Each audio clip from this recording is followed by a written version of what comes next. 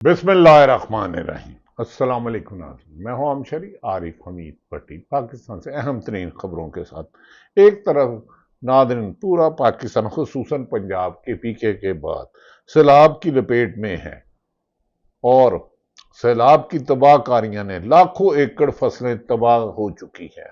सियालकोट, नारोवाल, दीगर शहरों में तबाहकारियां जारी हैं और इस मौके पर रेस्क्यू जवानों को सलाम, जो शहरियों की बचाने के लिए दिन रात मेहनत कर रहे हैं और अपनी जिंदगियों को दांव में लगा रहे हैं और उनको बचाने के लिए महफूज मकामत पर अपना किरदार अदा कर रहे हैं। नाज़रीन, सैलाब की तबाहकारियों का असल अंदाजा तो तब होगा जब पानी निकलेगा और पता चलेगा कितने खरबों का नुकसान हुआ। लेकिन दूसरी तरफ नाज़रीन, सियासत का ऊंट किसी करवट बैठ ही नहीं रहा। जेल में बैठा शख्स इमरान खान, बानी पीटीआई, कैदी 804, हुकूमतों की नींदरें हराम कर चुका है। हुकूमत जुल्म, ज्यादती, नाइंसाफी करते करते थक गए हैं, लेकिन अवाम इमरान खान के साथ जुड़ती जा रही है और 2 रोज कबल जेल से आने वाले पैगाम ने हुकूमत की, पंजाबी च कहते हैं ना, मंजी ही डगा देती है। हुकूमत टूट गई है कि इस शख्स को तोड़ते तोड़ते हमने कायन भी तोड़ दिया, कानून भी तोड़ दिया, इंसानी हकूक भी तोड़ दिए, कर अखलाकियात भी तोड़ दिया, दीन दुनिया का हर ज्यादती कर ली, लेकिन बानी पीटीए इमरान टस से मस नहीं हो रहा। इसकी वजह यह है कि कुछ लोगों का कहना था कि इमरान खान को माइनस करना चाहते हैं। कुछ लोगों ने हर किस्म की ताकत का इस्तेमाल किया बानी पीटी इमरान खान को माइनस करने की, लेकिन इनकी हर कोशिश पाकिस्तान की आवाम ने नाकाम कर दी, नामुराद गुजरे और हर गुजरे वक्त में इमरान खान मजबूत और मौजूदा हुक्मरान सियासी जमातें अवाम में अपनी साख सिफर करवा बैठी हैं। और ऐसा है कि अब अवाम में इलेक्शन जीतना तो दरकिनार, सिर्फ ये उस सूरत में इलेक्शन होंगे कि मुखालिफ उम्मीदवार कोई ना हो, वोट डालने वाले भी सिर्फ इनके लोग हों, गिनने वाले भी इनके लोग हों, नतीजा भी इनका हो, आरओ भी इनके हो, प्रेसिडेंट अफसर भी, और वोटर भी सिर्फ इनके जाए। क्योंकि अगर इमरान खान के इलेक्शन में ज़िमनी में हिस्सा लिया तो तेरी मुस्लिम लीग नून को शायद पंजाब में उम्मीदवार भेजना भी मुश्किल हो गया, क्योंकि लोगों का गम और गुस्सा बढ़ता जा रहा है। नाज़रीन, जेल में बैठा कैदी 804 यानी कि इमरान खान हर जुल्म जबर सख्ती के बावजूद किसी भी किस्म की डील करने से इनकारी है, झुकने को तैयार नहीं, अपने असूली और अवाम की हकीकी आज़ादी के लिए जदोजहद जारी रखे हुए है। इमरान खान को गिरफ्तार कर लिया, उसकी बीवी बुशरा बीवी को, उसकी बहन अलीमा खान को, उज़मा को, उनके भांजे हसान नियाजी को, अलीमा खान साहब के साहबजादे शेर शाह और दूसरे बेटे जो एथलीट है उनको गिरफ्तार कर लिया। लेकिन सख्ती के बावजूद इमरान खान झुकने को तैयार नहीं है। इस दौरान अचानक इमरान खान से जब इनकी बहनों और वकला की मुलाकात करवाई गई तो खबरें गर्दिश करने लगी कि इमरान खान को रिलीफ मिलना शुरू हो गया है, क्योंकि चंद रोज कबल सुप्रीम कोर्ट से भी इमरान खान की जमानतें मंजूर हो गई थी, जिसके बाद हुकूमत ने बुकलाहट में आके राना सनाउल्लाह साहब, जिन पर मुबैना तौर पर नामजद मुलजम है सानिया मॉडल टाउन में, जिसे कुरान पाक दुरूद पढ़ते हुए लोगों को गोलियां मारी गई, उसके पर तरीके इंसाफ के लोगों को 10-10 साल की ऐसे सजाएं था, कुड़ियों मुंडियों वंडी दी चीज ले चलो, एक नल एक मुफ्त, एक सजा के साथ 10 सजाएं मुफ्त का बाजार गर्म था। लेकिन अलीमा खान जो इमरान खान डयालर से मिलके आई हैं, इससे तासुर जाहिर कर दिया कि इमरान खान कोई डील करने को तैयार नहीं है और उन्होंने इतना सख्त बयान दिया है कि आज तोशाखाना 2 केस की समाअत हुकूमत को मुलतवी करनी पड़ी, क्योंकि इमरान का ऐसा खौफनाक बाउंसर था जिसकी हुकूमत ताप नहीं जा सका और हेलमेट समेत बैट्समैन, हुकूमती बैट्समैन यानी कि एमएनए एमपीए वजीर धड़म धड़क करके गिर गए और तोशाखाना 2 की केस की समाअत ही मुलतवी कर दी गई, क्योंकि इमरान खान ने अपनी बहनों और वकला के लिए फिर एक और बयान दाग देना था। लेकिन सवाल ये है कि कोई प्रेशर है जिसकी वजह से इमरान खान से अलीमा खान की 4 माह बाद सैकड़ों दफा नहीं तो दर्जनों दफा वो डयाला जेल के बाहर गई, लेकिन पुलिस ने अदालती हुकूमत को जूतों की नोक में नोका, जेल हुकाम ने नहीं माना, लेकिन बिलाखिर मनाना गया। इसकी बहुत सारी वजूहात हैं। اسی وجہ سے مری میں بیٹھے لوگ پریشان ہیں۔ بے خودی بے سبب تو نہیں غالب، کچھ تو ہے جس کی پردہ داری ہے۔ 3 ماہ سلمان اکرم کو روکا گیا، علیمہ خان کو روکا، جیسا ہی بولا، لیکن عمران خان پہلے سے توانا، پہلے سے زیادہ زور آور طریقے سے انہوں نے بولنگ کرائی، جس سے حکمران کا کوئی بیٹسمین سامنا کرنے کی پوزیشن میں رہا۔ اور ٹاک شو میں مجھے دیوے دی طرح کچھ لوگ بیٹھے نظر آ رہے تھے، لیکن ان کے نام نہیں لوں گا، قابل احترام ہے۔ ناظرین، اس حوالے سے سینئر صحافی متی اللہ جان کا کہنا ہے کہ علیمہ خان کو عمران خان سے پرسکون ماحول میں ملاقات کروا دی گئی ہے۔ اس کی وجہ یہ بھی ہے کہ یورپی یونین کی جی ایس پی پلس اسٹیٹس کے حوالے سے ریویو مشن کے ایک آفیشل نے بیان دیا ہے کہ پاکستان میں انسانی حقوق کا ریکارڈ اتنا حوصلہ افزا نہیں ہے۔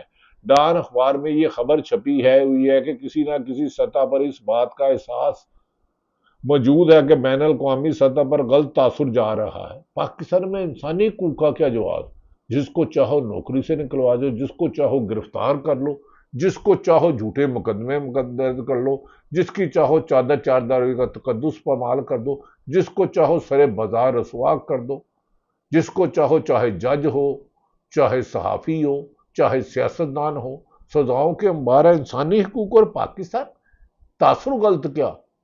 انسانی حقوق کی حقیقت ہے ہی کچھ نہیں۔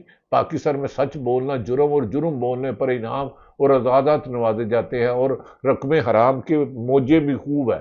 جو کھاتا ہے پیسہ، کوئی بھی کھاتا ہے، حرام کھانے والا کبھی بھی سچ نہیں بول سکتا۔ اندر ہوئے سچ تے کوٹھے چڑھ کے ناچ، لیکن حکمرانوں کو سچ سے چڑ ہے۔ اسی لیے دوسری جانب عمران کے حکم پر پاکستان تحریک پی ٹی آئی کے رہنماؤں نے اسمبلی کی قائمہ کمیٹیوں سے استعفیٰ دینا شروع کر دیا ہے، اور یہ شروعات تحریک انصاف خیبر پختونخوا علی امین گنڈا پور جن کے لیے رکاوٹ رہے جنید اکبر خان نے کی، اور پبلک کمیٹی سے استعفیٰ دے دیا ہے۔ دوسری جانب ناظرین یاد رکھیں کہ اس کے علاوہ اور بھی کئی استعفے آ رہے ہیں۔ ماضی میں ایک کونسلر بننے کے لیے لوگ ضمیر بیچتے ہیں، پیسے لگاتے ہیں، ایم این اے بننے کے لیے کروڑوں روپے لگاتے ہیں، 10 کروڑ روپے، پھر آر او کو بھی مبینہ طور پر پیسے دیے جاتے ہیں، اور لوگ بھی جاتے ہیں۔ یہ پہلی پی ٹی آئی حکومت ہے جس نے پنجاب کی اپنی حکومت کی اسمبلی تحلیل کر دی کہ 90 دن میں الیکشن ہوں گے، کیونکہ آئین اور قانون یہی کہتا تھا۔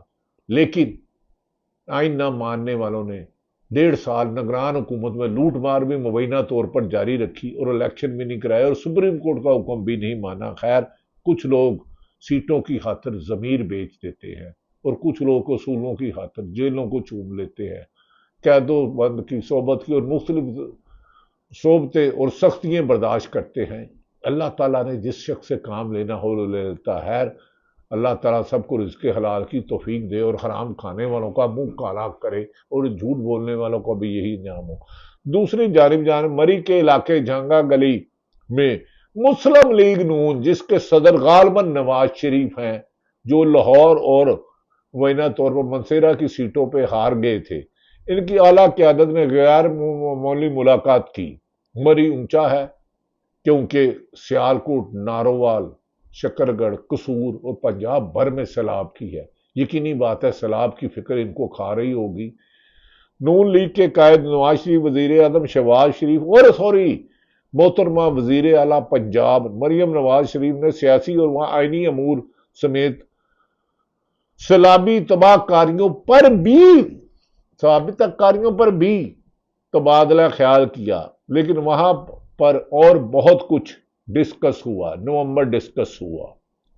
کچھ لوگوں نے یہ گلے کیا، مینو کیوں نہیں بنایا، جے بھی سیٹاں نال تسی بن سکتے ہو تو میں کیوں نہیں بن سکتا۔ خیر، یہ تو زیادتی ہے، دھاندلی تو دھاندلی ہوتی ہے۔ خیر، ناظرین دیکھنا یہ ہے کہ مری میں ہونے والی ملاقاتوں کا پاکستان کی سیاست پر کیا اثر ہوگا، کیونکہ یہ ملاقاتیں اہم بھی ہے اور غیر اہم بھی ہے۔ اہم اس لیے ہے کہ مری سے ایک چند روز قبل دوست نے مجھے فون کیا، نہایت قابل تعظیم۔ انہوں نے کہا بھائی جی اللہ دا واسطہ جی تسی ایسے کیوں نہیں کرتے، اپنے لاہور کے وی آئی پی شخصیات کو ہر دوسرے دن آپ ہر جمعے کو مری بھیج دیتے ہیں، 3-4 دن ٹریفک بلاک رہتی ہے، تو آپ انہیں لاہور میں کیوں نہیں رکھتے؟ میں کہا بھائی جان میں تو آج کل خود بڑا زیر تاب ہوں، وہ چاہیں تو لاہور میں مری بنا لیں، تو مری میں چاہیں لاہور بنا لیں، تو اگر وہ آتے ہیں آدھا پونا گھنٹہ ٹریفک بلاک رہتی ہے تو آپ کا کیا پھر آگے؟ یہ ملک VIP کلچروں کے لیے 25 کروڑ تو کیڑے مکوڑے ہیں۔ ناظرین، خواجہ آصف صاحب نہایت قابل احترام، لیکن صحیح کہتے ہیں کہ جھوٹ کی کوئی حد نہیں ہوتی۔ اللہ تعالیٰ نے اسی لیے کہا جھوٹ مت بولو۔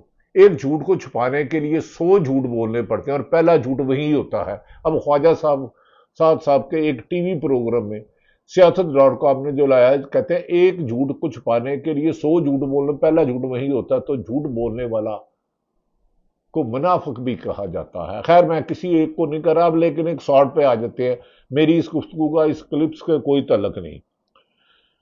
اینکر نے سوال کیا کہ آپ کو لگتا ہے کہ عمران خان کو مائنس ہو جائیں گے تو جیل میں موجود وہ رہ کر، اینکر نے سوال کیا کہ جیل میں رہ کر وہ پلس ہو رہے ہیں اینکر صاحبہ، جس پر خواجہ آصف نے جواب دیا ہماری اور بالخصوص فوج کی۔ فوج تو سارے پاکستان کی، آپ کی کہاں سے ہوئی؟ آپ نے فوج کے بارے میں جو الفاظ استعمال کیے ہیں اس کے ویڈیو بیان خواجہ صاحب سب موجود ہیں، خواجہ آصف صاحب ایک موجود ہیں۔ وقت آیا تو انشاءاللہ تعالی تمام حقائق سامنے لائیں گے۔ فی الحال جبر کا موسم ہے، ظلم کا موسم ہے، جھوٹ کا موسم ہے، ناانصافی کا موسم ہے۔ بہرحال خواجہ آصف نے کہا ہماری اور پاکستان بالخصوص فوج کی جو 1 سال کی اچیومنٹ ہیں، اس کی وجہ سے PTI کا ریوائول بحالی کے چانسز مدم ہوئے ہیں، اور اگر ہم پرفارم کرتے ہیں تو یہ چانسز بالکل ختم ہو جائیں گے۔ دیکھ تو سن تو صحیح جہاں میں تیرا افسانہ کیا کہتی ہے تجھ کو خلق خدا غیبہ نہ کرا۔ آج صرف نیوٹرل الیکشن کرا لیں جن میں آپ نے سزائیں دی ہیں، لیکن خیر یہ تو خواجہ صاحب کا حق ہے۔ خواجہ صاحب تو یہ بھی گجرانوالہ میں کہتے تھے 71 کی جنگ کون ہارا، اسمبلی میں مختلف فورم پہ 65 کی کون ہارا، اور گجرانوالہ میں جو تقریریں تھیں میرے اداروں کے بارے میں وہ ریکارڈ کا حصہ ہے، وہ ختم نہیں ہوئی۔ آرمی چیف کو جنرل مرحوم مشرف کو کون گرفتار کرنے، کس نے پولیس بھیجی تھی؟ وہ اس وقت آرمی چیف تھے، وہ خالی پرویز مشرف نہیں تھے مرحوم۔ لیکن خیر یہ تو کہتے ہیں ہم سیالکوٹ سے لے گئے ہیں، نتائج فارم 47 کہتے ہیں ریحانہ ڈار جیتی ہے۔ دوسری طرف حسین ندیم صاحب فرماتے ہیں کہ موت کی کوٹری میں بھی عمران خان کی طرف اشارہ کر کے کہتے ہیں کہ موت کی کوٹری میں بھی اس کا دل افغان پناہ گزینوں کے لیے دھڑکتا ہے، اربوں میں ایک ہے۔ یعنی کہ عمران خان نے کہا تھا کہ افغانی پٹھان بھائیوں پر ڈرون حملے نہ کرو، آپریشن بند کرو۔ علی امین گنڈاپور کو کہا، پر علی امین گنڈاپور وکٹ کے دونوں طرف کھیلتے آئندہ وکٹ پہ آنے کی پوزیشن میں نہیں رہے جس دن عمران خان رہا ہوئے۔ رہا کب ہوتے ہیں؟ تو دوسری طرف ہمارے بزرگ سینئر صحافی جن کی 60 سال صحافتی تجربہ ہے، لیکن انہیں ٹی وی سے جبری طور پر نکلوایا گیا، نوکری نہیں کرنے دی جاتی، ایز اے اینالسٹ کسی ٹی وی میں نہیں جانے دیا جاتا، اور یہ درجنوں صحافیوں پر پابندی لگوائی گئی ہے موجودہ حکمرانوں نے۔ ہارون رشید صاحب کہتے ہیں لوگ کہتے ہیں عمران خان ضدی ہے بہت، میں کہتا ہوں وہ اپنے وعدوں کا پکا ہے، اصول پر کھڑا ہے، جھک نہیں رہا، بک نہیں رہا، ڈیل نہیں کر رہا، 25 کروڑ عوام کی جدوجہد کر رہا ہے، اصول وعدے کا پکا ہے۔ کیا جو لوگ وقتی مفاد کے لیے عوام کو دھوکہ دے دیں وہ لوگ لیڈر اچھا ہوتا ہے؟ لیڈر وہ اچھا ہوتا ہے جو اصولوں پر کھڑا لے۔ حالات کے مطابق اسٹریٹجی چینج کی جا سکتی ہے، لیکن اگر ایک پارٹی جیتی ہے 80% اس کو ووٹ پڑا ہے، اس کے نتائج چوری کر لو، 25 کروڑ عوام کی رائے پر ڈاکہ ڈالو، تو وہ کیسے قبول کیا جائے گا؟ یہ ممکن ہی نہیں۔